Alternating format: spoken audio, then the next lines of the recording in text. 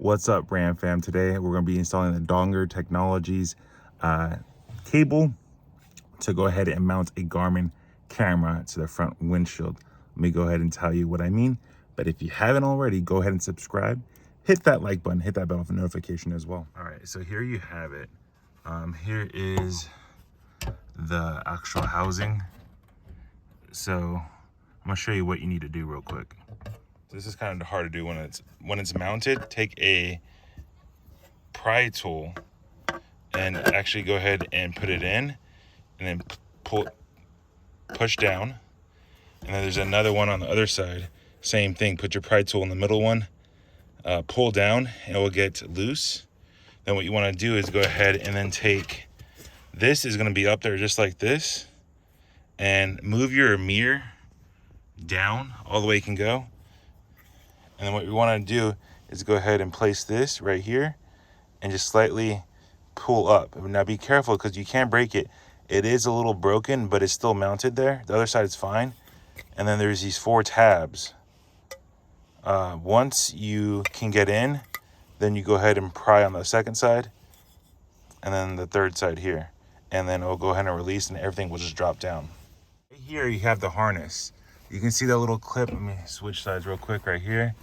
You want to press this tab in and pull out.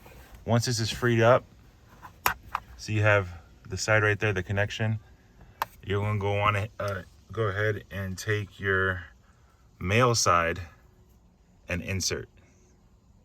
And then put this back into the original plug right there. And this right here, the black side, will be where your USB goes. And you can go ahead and power right there. Sorry for all that, you guys. A quick tip: once everything is assembled and in the position, go ahead and power, at least put the truck on run to see if the camera will power on. So I already did that. It does power on and cycle through. I did go ahead and set it up. Ask you the country, language, all that good stuff. So make sure everything is connected back, seated properly. You'll hear both of these click too. So once you hear a click, you know you're pretty much good. Here is the location. I decided to go ahead and put it in the center. If I went to the left side right here, all this would have been, it was in the picture and you couldn't see the right side as well. So I just went with the left side. It does power on, as you can see. The access wire is tucked nicely in the housing. I'm gonna figure out a way to kind of just put this up, but it doesn't bother me because it's, I don't know, like 6 inches. I just wish that Garmin had a better location for their power. But other than that, it's a peace of mind and knowing that it will go ahead and capture video, people approaching your vehicle and all that. I'll go ahead and discuss that in a later video. But hopefully you'll enjoy that quick tip on the Dongar Technologies install and showing you how and where to put the material. Real quick, I want to add that I actually did go ahead and add the rear camera as well.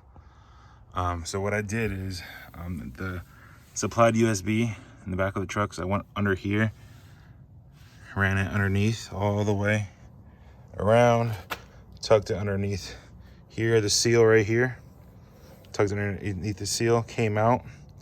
As you can see, this is the one area that you can see it.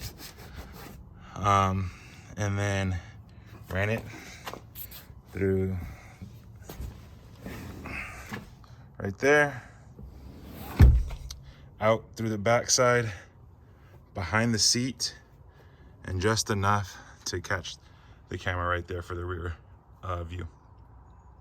Just real quick, so the front camera is a Garmin 57 and the rear camera is a 47.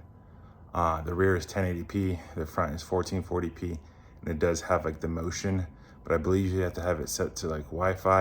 Like I said, I'll go over the dash cams in a separate video and what I think of these 2 particular dash cams.